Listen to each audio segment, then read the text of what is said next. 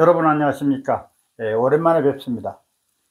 오늘 시간에는 성명학 불용환자에 대해서 24번째 설명을 드리는 시간을 갖도록 하겠습니다.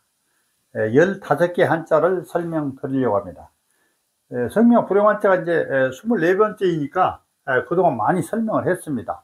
아마 이제 얼마 남지 않는 것으로 이렇게 생각이 됩니다.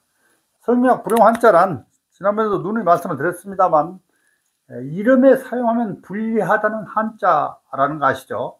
뜻이 나쁜 한자도 많고 또 뜻이 좋아도 쓰지 않아야 될 한자를 통틀어서 성명 불용 한자라고 이렇게 말합니다. 그래서 이름을 지을 때 다른 거 다 좋은데 성명 불용 한자를 써서 나쁜 경우에도 이름이 나쁘다 이렇게 말씀드릴 수가 있습니다. 따라서 그 이름 한 글자 말하자면 한자가 성명 불용 한자여서 뜻이 대단히 나쁘고 어떤 분들은 그 뜻이 자기의 삶과 비슷하다고 해서 개명을 하신 분들이 대단히 많습니다. 그래서 이런 여러 가지 원칙들도 다 적용을 해야 되지만 특히 그 중에서도 불용 한자를 사용해서는 안 된다 이런 말씀이에요.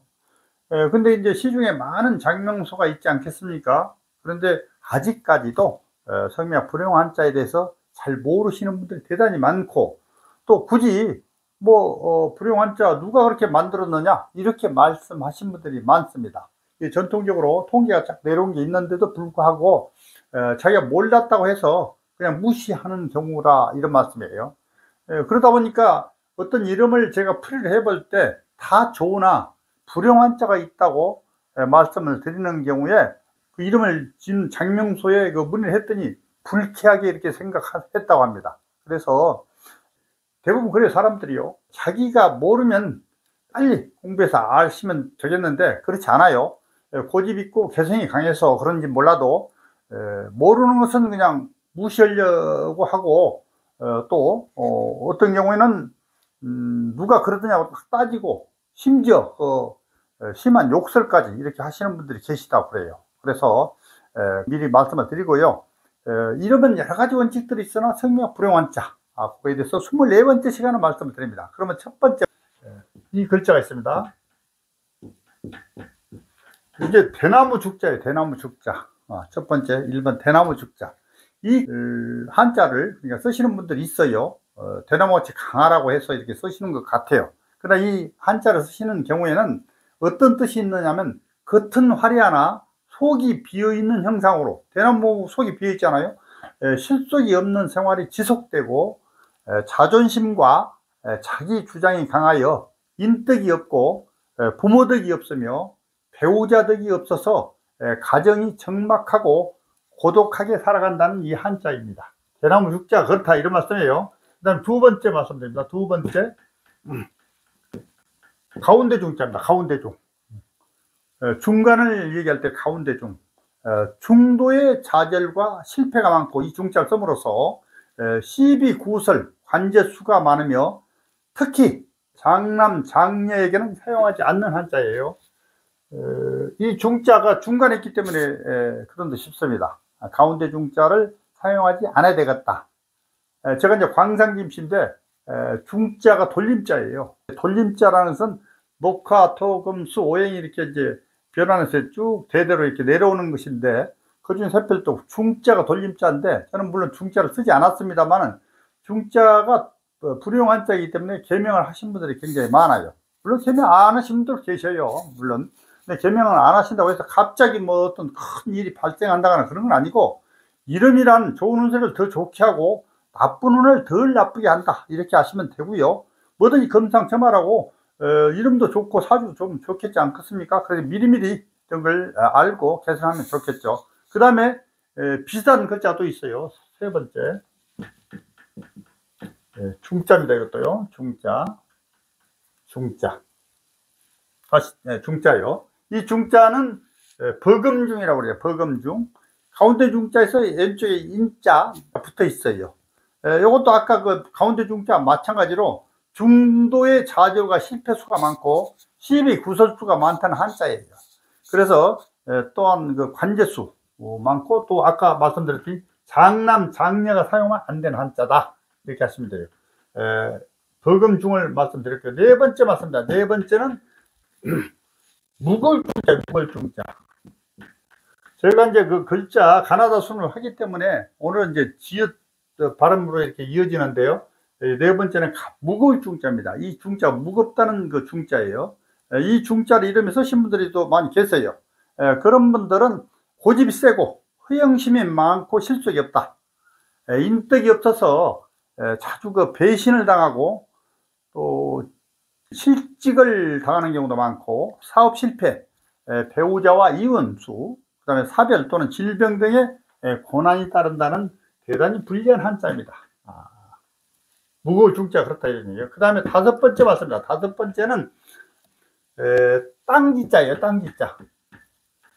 땅지자는 이름에 쓰신 분들 거의 없더라고요. 그런데도 뭐 지자를 한글 이름 지어놓고 그냥 지자 쓰시는 분들이 계시는데, 땅지자 역시 불용한자에 해당이 됩니다. 비록 그 기초가 좋다고 하더라도 점차 기반이 약해지고 또 삶의 변화가 많고 오래간 만큼 성과가 없으며 성공운에도 방해를 받는다는 한자입니다. 땅지자가요. 땅지자가. 다섯 번째까지 설명을 드렸고요. 그 다음에 여섯 번째 한자. 여섯 번째 한자. 요거는 이제 같은 또 지자인데 가지지자. 나뭇가지 할 때 지자요. 가지지자. 이 가지지자로 또 쓰시는 분들이 상당히 많으세요. 여자분들이 많이 쓰시더라고요. 이 지자는 역시 그 쓰시면 허영심이 많아서 끈기가 없고 신경이 예민해지고 또 관제, 구설, 손재 이런 것이 따르고 배우자와 가정 불화, 이혼, 사별, 질병 등의 애국이 따르고 고독해지는 한자다. 가지지자. 되게 이제 불용한자라는 것이 특히 그 배우자와 사이, 가정 불화 이게 대단히 많아요. 그래서 기왕이면 이제 아신다면은 그런 걸 배제하면 더 좋겠죠. 그 다음에 일곱 번째 맞습니다. 일곱 번째요. 일곱 번째는 이 진자입니다. 진자. 별진자예요. 별진자. 별진. 이 자축인묘 진 할 때 진자. 12지지의 진자입니다. 별진이라고 하기도 하고 그래요. 이 진자 역시 사용하지 않은 한자인데, 이 진자를 사용하시는 분들은 부부 이별을 암시하고 남에게 희생당하기 쉬운 한자다. 그런 단점이 있어요. 특히 본인의 그 사주에 맞지 않는 경우에는 재산이 흩어지고 파재한다는 거예요. 파재. 그 다음에 이별, 단명 등을 유도하는 운세를 그르치게 된 한자다. 별진자 그렇습니다. 12지지 진자예요. 말하자면. 그 다음에 여덟 번째 맞습니다. 여덟 번째는 뭐냐? 이 진자입니다. 보배진자요. 보배진자는 굉장히 사용하시는 빈도가 많죠. 여자분들도 많고 남자도 사용하시고 그래요. 보배진자 글자 그대로. 근데 이 글자가 의외로 불용한자라는 것입니다. 이 진자로 사용하시는 분들은 중도에 좌절하는 그 흉한 암시가 있습니다. 그래서 만사가 중도에 끝나고 여자에게는 그 과부수로 작용한다. 이런 나쁜 뜻이 있어요. 그래서 또 다른 측면으로는 고집이 세고 무덕하다. 자손에게 불길함이 있으며 고독과 고난을 면치 못한다. 이런 한자예요. 보배진자요. 뭐 진짜 뭐 다른 진짜도 나빠요. 또 진짜입니다만은 진짜 나쁜 한자들 굉장히 많은데, 이게 또 이번엔 참진자입니다. 참진자. 참진자.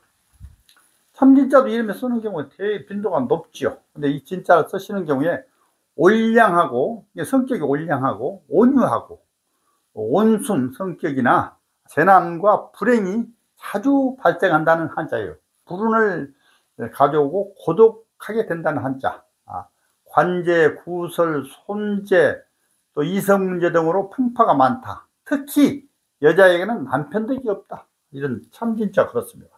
참진자요. 참고하시기 바랍니다. 열 번째 말씀드립니다. 열 번째는 나아갈진. 나아가다 할 때 진짜예요. 나아가다 할 때 진짜. 진출하다, 나아가다. 이 진짜도 뜻은 뭐 좋죠. 그런데 이 진짜를 사용하는 경우에도 여러 가지 그 불길함이 초래되는 것을 암시하는 한자입니다. 그래서 고난과 부진을 면할 길이 없으며 중단이 초래되는, 그래서 발전이 끊기는 한자입니다. 나아갈 진짜가. 그래서 참고하시기 바랍니다. 나아갈 진짜까지 말씀을 드리고 11번 11번째는 이 진짜입니다. 제가 계속 지금 저 지역 발음으로 이렇게 연결되는데 진압할 진, 진정할 진 그래요. 이 진짜도 이름에 쓰시는 분들 굉장히 많습니다. 진압하다, 진정하다 이런 한자인데 이 한자는 그 외유내강 끝으로는 부드럽고 겉으로는 내부적으로 강한 그런 외유내강에 대한 그 뜻이 있어서 고집과 자심이 대단히 강합니다. 내성적이고 남에게 폐해를 끼치려 하지는 않습니다. 그러나 부모덕이 없고 중년에 인생 중년이면 이제 제일 중요한 시기죠. 큰 재난을 당하는 수가 많다. 이런 진압할 진, 진정할 진 그렇습니다. 이 한자도 안 써야 되겠습니다. 그 다음에 12번째 맞습니다. 12번째는 자 기어자 발음에서 이제 시어자 발음으로 넘어라. 차자 두 번째 차자예요. 벌금 차자인데요. 특히 두 번째라고 생각하니까 차남할 때 차자죠. 그러니까 장남 장녀에게는 사용하지 않는 한자예요. 이게 차자니까 그렇겠죠. 그래서 만약에 장남 장녀가 사용하면은 가운을 재성하지 못하고 무미 건조한 운세 속에서 고생을 많이 한다는 한자예요. 차자가. 그러니까 특히 차남은 뭐 사용해도 되느냐. 근데 어차피 이 한자는 사용하지 않아야 되겠더라고요. 그래서 저는 사용하지 않습니다. 차자. 13번째 이제 말씀을 드립니다. 이건 좀 쓰기 복잡한데 찬자예요. 찬자. 이 찬자는 무슨 찬자냐? 빛나다 할 때 빛날 찬. 뜻이 굉장히 좋죠. 이 한자도 역시 쓰면은 진취적인 기상과 활력은 넘친다고 그래요. 그러나 침착성이 없으며 호황된 일을 많이 벌이기도 한다. 이런 한자입니다. 그 다음에 14번이요. 14번째 말씀드립니다. 14번째. 그 다음에 창자입니다. 이 창자는 창성할 창자예요. 번창하다, 창성할 창. 이 창자 쓰시는 분 대단히 많아요. 창자는 거의 이름에 창자 들어가시면 이 한자가 많이 들어가 있죠. 그래서 이제 창자를 쓰시면 언변이나 문학적, 예술적인 소질이 많고 진취적인 기상과 활력은 넘친다고 그래요. 그러나 침착성이 없고 허황된 일을 벌이기도 한다. 그래서 한평생 실패수가 많이 따르는 한자다. 이렇게 되어 있어요. 그다음 마지막으로 말씀드리겠습니다. 마지막으로요. 15번 마지막으로 말씀을 드릴게요. 오늘 마지막으로 이 척자 간다는 한자죠. 척자. 이거는 그 길이를 재는 척자예요. 뭐 그러잖아요. 육척장신 뭐 그러잖아요. 척자. 이 척자를 이름에 쓰시는 분들은 거의 없는데 혹시 쓰셨다면 이 한자도 불용한자에 해당이 된다. 실패와 고독을 암시하는 불용한자에 해당이 되니까 쓰지 않아야 되겠다. 그래서 척자 그렇다 이런 얘기예요. 그래서 오늘 그냥 말씀을 15개 한자를 빠른 속도로 제가 말씀을 드렸습니다. 대나무 죽, 가운데 중, 버금 중, 무거울 중, 따지, 땅지자, 그 다음에 가지지, 별진, 보배진, 참진, 나아갈 진, 진압할 진, 진정할 진, 두 번째 벌금차죠. 그 다음에 빛날 찬, 창성할 창, 자요, 길이를 재는 자척. 이렇게 해서 15개의 한자를 설명을 드렸다. 그래서 참고하시고요. 다음에는 25번째로 또 설명을 드리는 시간 다음번에 갖기로 하겠습니다. 이제 얼마 안 남았어요. 불용한자가 굉장히 많기 때문에 제가 이렇게 가나다 순으로 이렇게 설명을 드리고 있습니다만은 이제 얼마 안 남았다 이런 말씀을 드리고 오늘 15개 한자 설명드리고 마치겠습니다. 감사합니다.